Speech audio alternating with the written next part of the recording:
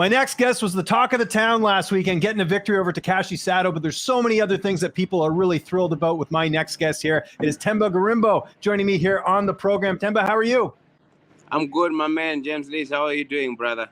I'm doing awesome because I'm talking to you. Really excited, and what a performance that was on Saturday. But I wanted to just start first with the fact that I know you're doing a lot of media. There's been a lot of positive response to your post-fight interview. Did you expect this much response after doing your interview on Saturday? Do you expect this much interest in what you're up to? Oh, damn, there is no electricity. There is just wind. Oh, yeah, it's back.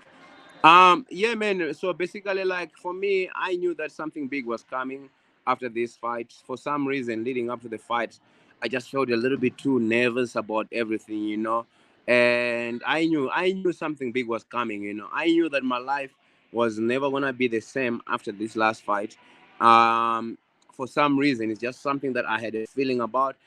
And I thought I was going to get the knockout, and almost did. But at the end of the day, you know, what happened, happened. And the positive feedback I'm getting from the people, it's actually like um, motivating for me. You know, like when I saw my face on ESPN after the fight, um, man, I was at the Newark airport. I looked for the gym straight away. You know, I was like, where's the gym here, the airport? You know, then they said, no, there's no gym inside the airport, because I wanted to train.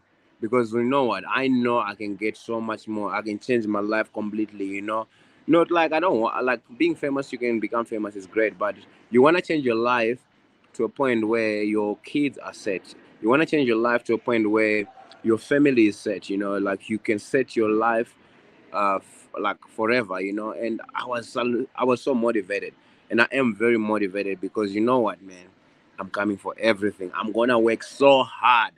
I've been working hard, but I'm gonna work so hard because I know what hard work can do. I know Yes. now. I've always believed hard work can do so much, but now I can kind of see it. It's like right in front of me. This is in front of me, and I can take everything if I want to. You know. And a little bit of adversity in this fight. I know you had the flu, I think, going in. You know, how much did that impact you in the fight? So basically, like, what happened is, like, the day before the weigh-ins, my nose started to getting stuffy, and I thought, okay, cool, it's the cigarettes from the hotel, you know. And I didn't even think of it as flu or anything, you know. Then on the day of the fight, around 3 a.m., I woke up with a terrible headache, and my nose was blocked, and I started coughing. So I was trying to minimize my coughing because I know if I cough, then it goes to my chest. And man, I was so worried. I was praying, you know. I prayed. I woke up and I prayed. Then I started, like, I didn't want to cry because I wanted to keep my emotions within, because I was almost crying because I knew if I flew, there's chances that I might lose the fight. There's chances that if I lose the fight, I lose my job because it's two in a row. And, you know, and there were chances that there were so many things coming from all angles in my head. And I'm like, I don't have money. I need to fight this fight so that at least I can go back home with something, you know? Bro, it was a challenging part, you know. There were many times I wanted to dial my manager's number because I was like, I've done this before in the past and it didn't work out well, where I fought with a sickness, you know. I fought once with gastro and I ended up getting knocked out in the fight.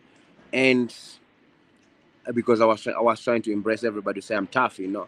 And you know what happened? The results were not great. So it was a question within my head, and I was like, if I say I'm sick, when will they give me a fight?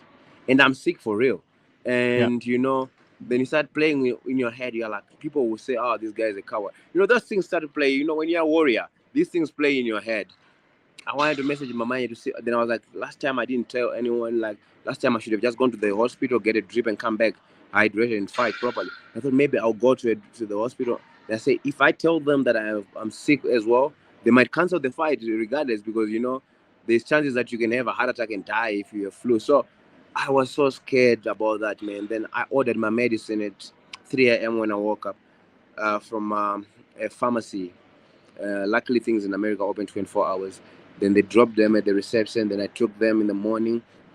I made sure I sneaked down to the lobby so that no one can see me so early, because then there will be red flags that why is it down, you know, at this time. Then I sneaked out, closed my room, closed the shower, put the Vicks, you know, the vapor, Yep. you Oh, put I in know. the I've used shower. that before too. So, It works yes, great. yes. So I put those in my tub. Then I kind of breathed a little bit better after that. And I was trying to hide away from my teammate who was sleeping in the same room as me, so that he does not tell the coach that Themba is sick, or he does not get worried that I'm sick as well. So basically, it was tough. Then you woke up. Then he's like to me, "Are you okay?" Then I'm like, "Yes, I'm okay." Then he's like, "Last night I heard you coughing the whole night." Then I said, no, no, maybe it's the pillow. I was just trying to hide away from this whole Right. thing so that I don't get my people worried. Of course. Um, but what was going on? My voice was going. My voice was disappearing. So when I went for breakfast with the coaches, and they heard my voice, they didn't say anything. They didn't say anything also, but they knew something was wrong. And I minimized my talking. I just had the breakfast. Luckily, I could still eat and stuff. Then I couldn't have a sweat in the morning. Then when we go to the event, I could, like, when we were doing warm up, man, I would do warm up and then I want to walk around so that I can avoid getting tired, because I was feeling it at the warm up. I was cold, like, and I just said to myself, "Hug this, let me go and fight." Then I walked out and went there. Even when you see, look at my workout, even when I walked in the game, my energy was not there until when I was in the cage. Then I was like, screw this. However I'm feeling right now is the way I should feel right now. I have to go to work, you know? Yeah. And then I started switching on my mind. I'm like, screw this. I'm doing this for my kids. So I need to fight. I need to fight. No matter what this guy brings, I'm going to have to fight him. So it affected me very badly, especially when I tried to finish him, because my heart rate went so high. And yeah, man, I was tired. I was so tired after the fight. When they were raising my hand up for the win or whatever, I was even so tired to lift my hand up. How are you feeling now? I'm still sick. Like, you can hear my voice. It's still a I little was bit going to funny, say, yeah, you and don't sound it's 100%. So that, I mean, yeah, no, that's it's not crazy that 100% yet. It's not 100% yet. I think I made it worse by fighting sick, but like, I'm better. It's better. It's better than I was. But tomorrow I'm starting to train, man. I need to get back to work.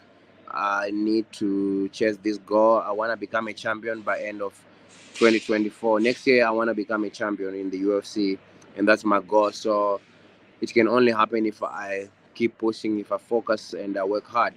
That's my goal. That's my goal. Becoming a champion in 2024. I love it. That's amazing. Of course, I referenced the post-fight speech that you had after there was a post-fight speech, and then obviously the media post-fight speech you had as well. The auction looks like it closed. Looks like you got the amount of money that you wanted. Were you surprised how quickly people were sort of putting donations forward? Because it looked like it went really well. So I kind of like didn't want to do it, because the last time I was so embarrassed, because I tried to do it the last time after I lost the first one, and nobody came up and tried to bid for anything, man. But I also did it a little bit late after the fight, when the iron was cold. So then this time I actually wrote it down leading up to the fight on my paper and say, this is for putting water back home, on my thing. And I just decided, you know what, I need to do this auction. And I did it. A lot of people were offering me to say that I must start a GoFundMe. But I said, no, I'm not going to do a GoFundMe, because I'm not trying to have people fund me or whatever. All I'm trying to do is to raise the money. If someone wants this kit and think this kit means something one day to them, they'll get it. They'll get it no matter what. So I just kind of relaxed. I didn't do the GoFundMe thing. A lot of people offered to say, hey, GoFundMe is better because you can raise as much as you think, whatever, which is great. But then, God blessed me with an opportunity that I have met some incredible people in my life. And as much as maybe sometimes I might sound like I'm not a nice guy whatsoever, I know deep within I'm a nice guy, and people can see that through me.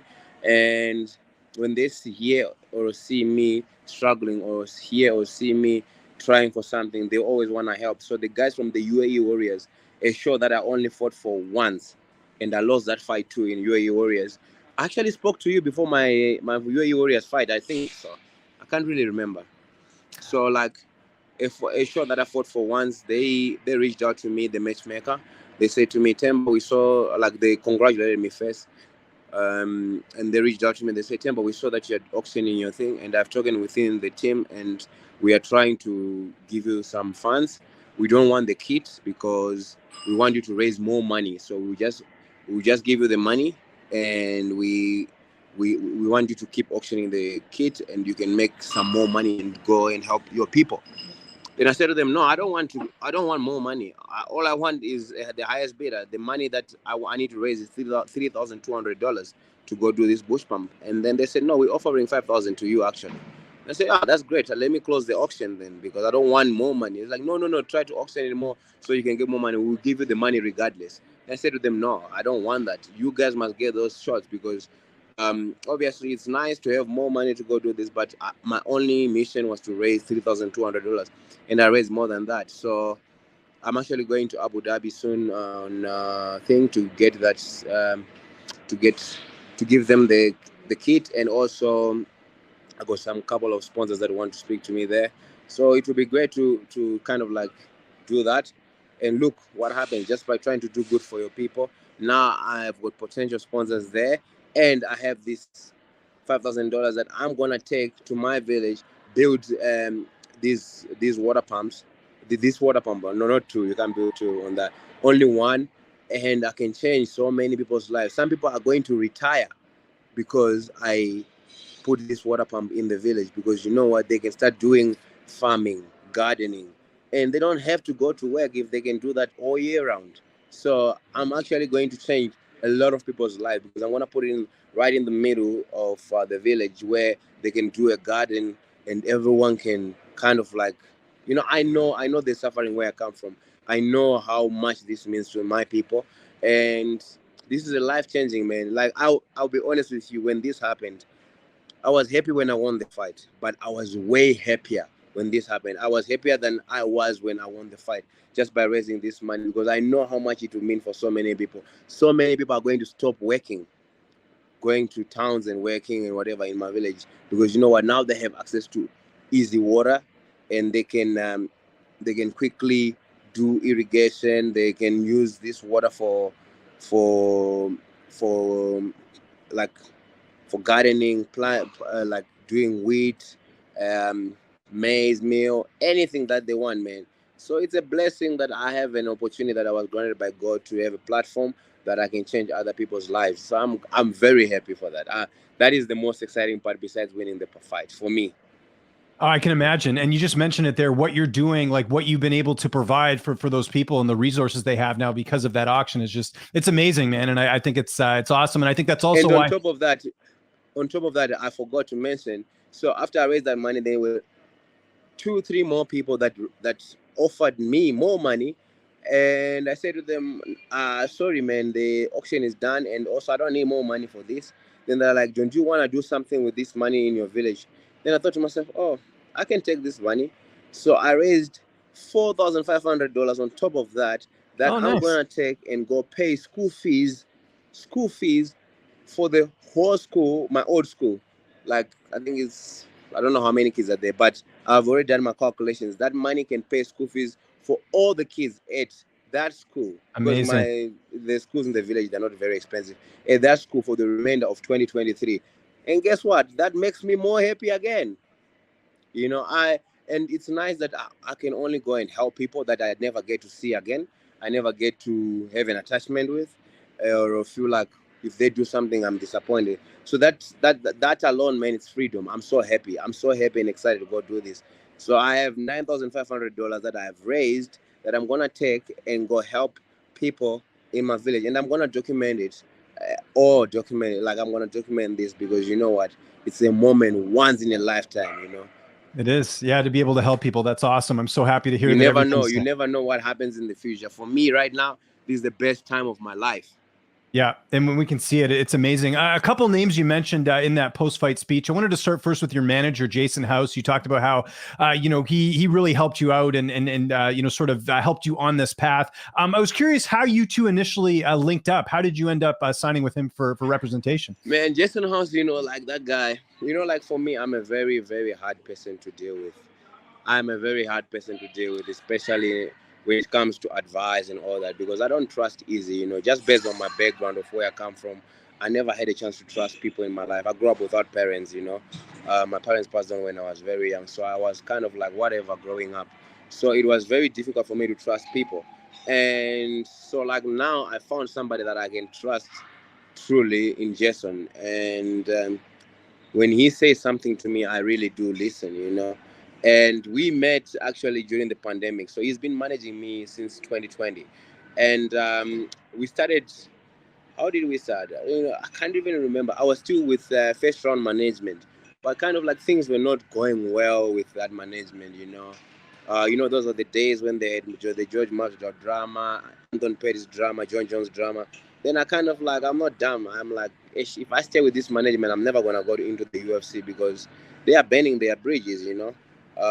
So I kind of like, you know what, looked around and see, okay, cool. I said to Jason, please can you manage me? Then that's when our journey started, you know, and we never looked back. We have fought before, me and Jason, many times, like anyone would do, where there were times he sent me my release letter, you know, and guess what? We persevered. We went through what we went through because, you know what, there were sometimes I would get frustrated. I'm like, please put me on contender series. Please, try, like you become so frustrated and impatient sometimes that you start making wrong decisions and you start being frustrated with things. And we worked out things and eventually we got into the UFC. And this man is a great man to me, and he means a lot to me. And yeah, he gave me the advice after my fight, after I lost the fight with AJ Fletcher. He came to me, he called me, he said, come to my house. Then I slept at his house that Sunday. Then the following morning, when I was about to fly here to Africa, then he says to me, and I said to him, what do you think I must do? Then he flipped off, man. He didn't want to tell me what I want to hear. He told me what I didn't want to hear, you know. He literally flipped off. He's like, so you want to know the truth? You fucking felt like, sorry, I'm swearing, but that's what he told swear away, man. I like the honesty. Prepared. You fucking felt prepared. You went in there, you have got good striking, good wrestling, good jiu-jitsu, but you need a coach. It's like you need a coach that can put that together for you, you know, because if you're going to fight guys that live and train together and they're in the corner for each other and you fight like that, you're going to lose. And Themba, I don't want to lie to you and tell you this. One day, if you don't want to be, by the end of this, let's say UFC goes to Africa, you don't want to be that guy that will look and say, I could have been on this UFC Africa. And your kids will ask you, why, Daddy, you are not on this UFC Africa? Because you are cut from the UFC because of these things that you are trying to say to me. You want to become a champion living and training in Africa. You need to make the right decision for you and drop this ego that you're trying to have of saying, you want to, of course you are good. Of course, whatever is going going on at home is good for you. But at this level, unfortunately, you have to have the right of everything. And when he said that to me, his wife actually was like in a corner, you know, thinking, he's like, why are you so hard on him? He just lost a fight. He's like, yeah, do you want me to just lie to him just because he just lost a fight? You know? And I flew back here, and you know what? When I was flying, when you are alone on a plane, that's when you, like for me, in the shower on the plane, that's when I think the most, you know? Yeah. Especially when I'm alone. That's why I like to fly alone most of the time. I don't normally go back on flights with people. I like to fly alone, or if I'm flying with you, I'm sitting on a seat where no one knows me, you know? Because that's my time to reflect on life. And I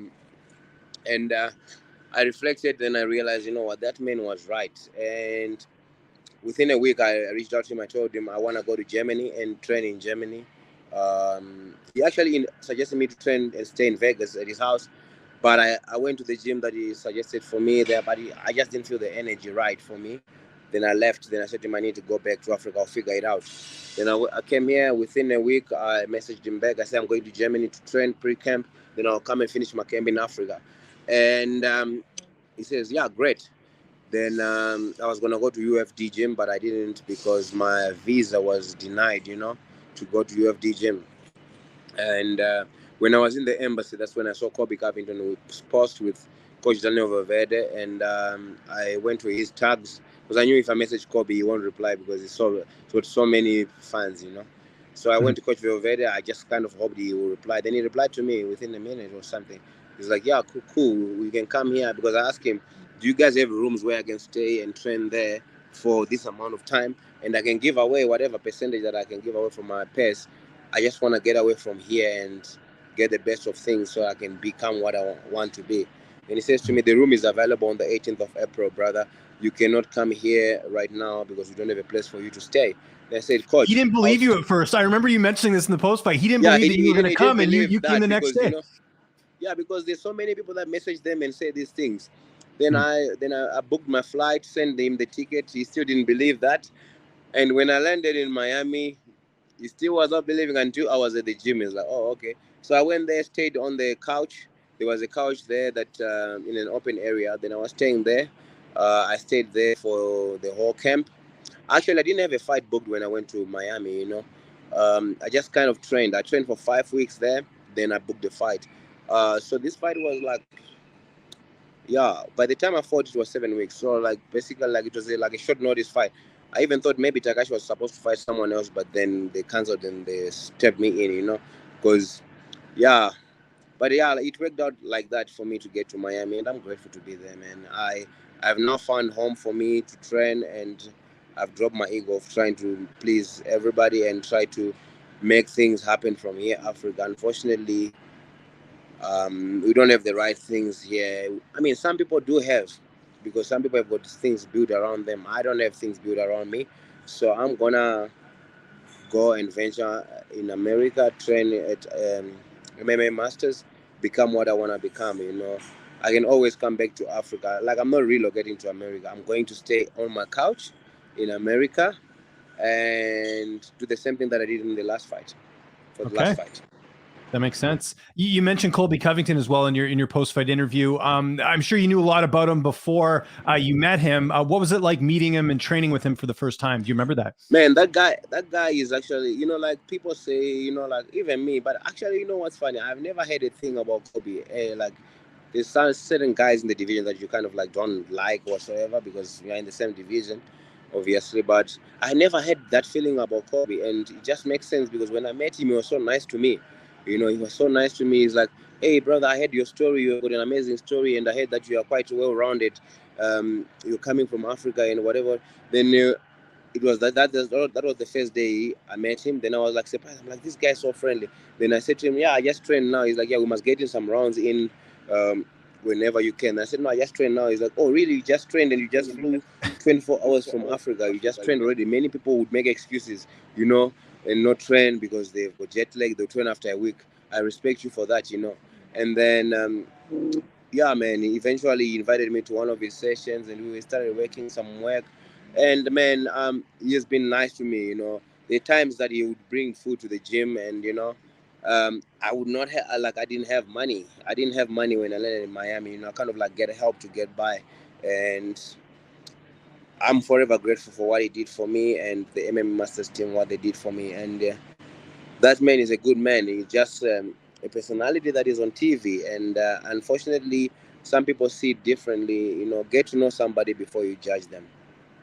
And one of the things I hear from other fighters at MMA Masters is just sort of the standard that Colby sets. He's a hard worker. He's in there a lot. Like, how much did that resonate with you? Because I know you like to work hard as well, but to see Colby do it and to raise the bar, how much has he had an impact on you?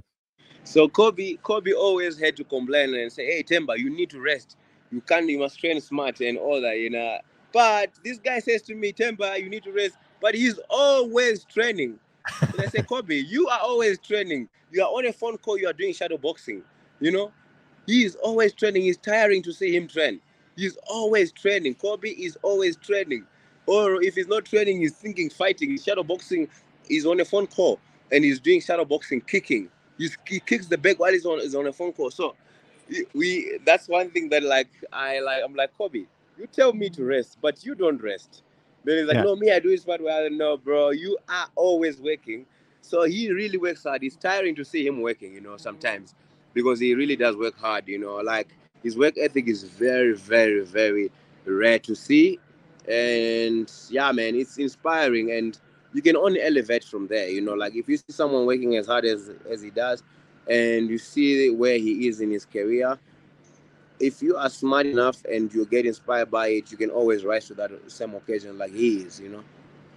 How do you think he'll do against Leon Edwards? I know he hasn't fought in a while, but you mentioned it there. Colby's in the gym every day. How excited are you for that fight? I think Kobe out wrestles Leon, in my opinion, because Kobe, yeah, his wrestling is next level, man. And he does not even use any strength. That's what's crazy. I think that's why he does not gas. He does not use any strength, but without giving anything away, I just think he is gonna like be dominant through wrestling, and it is what it is. Like I don't wanna say anything because they are fighting each other. I don't wanna, like Give away any secrets. Yeah, I know give what you mean. away any secrets. Yeah. But everyone knows the secret to Kobe. It is wrestling most of the time, right? Mhm. And yeah, it is what it is. I think Kobe wins, in my opinion. Leon is a tough guy. I know the guys from England are very tough. If you fight a guy from England, you have to know that you are in for a treat. Those guys from England are very tough mentally and physically. So it's gonna be an interesting fight when it happens, but I don't know when it's happening either. So it's gonna be a very very interesting fight, and I think Kobe is aware of Leon Edwards' threats. Mhm. Obviously, Leon is a champion for a reason. Leon is a champion for a reason. So yeah, man, it's gonna be interesting. I'm looking forward to it, and I think Kobe wins, in my opinion, through wrestling. And yeah, let's see. Let's see. What about you? We talked all about the win and everything that's come after it. When are you looking to have that next fight? When would you like to fight again? Oh, so right after my fight, my manager told me that you need to go back to Miami and train. Because Sean Sharp is gonna be on your case right now to get you in there again. Um, which is true. So I'm going to Miami soon in a few days to go back to Miami and train there. And I don't know, man. I don't want to put any pressure on myself. I like to fight kind of like on short notice too. I don't like to have a long camp. So I'll go back to Miami, train accordingly all the time. Then when I feel like I'm ready, I'll hit my manager up. Or like things will happen naturally. Like yeah, I don't like to have a long camp. For me, I don't like long camps. This camp was 4 weeks max. Great, and also it gives me good time for me to train because I train so hard. And if you train so hard like I do, if you have a long camp, it kind of like starts to drain you, because Mhm. my mind never rests, my body never rests. I'm like, when I'm fighting, I'm probably shadow boxing in my sleep or whatever. So it's an interesting thing for me, and I've now kind of like realized that I perform better on 5 weeks camp, 4 week camp, Okay, that or makes even sense. So less. I'm assuming skip the summer and maybe come back in the fall. Would that work out well? That way you get lots of time training, or even later than that. When would you ideally like? Yeah, I'm starting training tomorrow, so I'll be back in Miami not following week, the following after this one. Okay, So yeah, I'll assume August, okay, August or that makes sense. latest September. And my last question, I don't want to make you late for your next interview. You mentioned having the $7 in your bank account. How much did that win bonus help you in terms of day to day? Like, I'm sure you're going to be able to get some meals now. How much did that help? I'm financially good now. Things have changed. I had $7.49 before the fight. I now have good money in my account. Thanks to Ango Dana and the UFC. They do a lot, man. Like without people knowing, they do a lot. So I'm happy. I'm happy. I'm smiling. My account is got a lot of money that I probably have never had in my life. And guess what? I am being smart with my money now. I'm not spending because before I would spend money helping and putting this and that up with other people. So I have one rule now. My money that I earn from fighting, it's for my kids, it's for my family. So I don't spend that money at all. Like even if I see someone dying or hungry, whatever, that's money goes to my kids, because I've done my part, and I know God knows that I have done my part in terms of like putting money and helping everybody that is around me and stuff like that. If I have like extra money that is not from me fighting, then I would do that. But that's what the most important thing for me now. Like now, I'm only like taking, let's say, 10% of what I earned and keep it for myself when I go back to Miami. Then the rest I leave it here. If I finish that money while I'm in Miami, it's great because you know what? The last time I went there without money and I survived. So, yeah, that's the most important thing for me. Themba, thank you so much for doing this. If there's anyone you'd like to thank before we get out of here, if there's any social media you want to mention, any sponsors, I'll give you the last word. All right, cool, no problem. I mean, I don't have any sponsor think. But I appreciate you, brother. All my sponsors, Zyber Fox. Yes, I would like to actually give them a shout out. My teammates in Miami, everybody. Sorry, I'm getting bothered by this security guard here, but yeah. Thank you very much for the interview, and I look forward to talk to you soon, brother.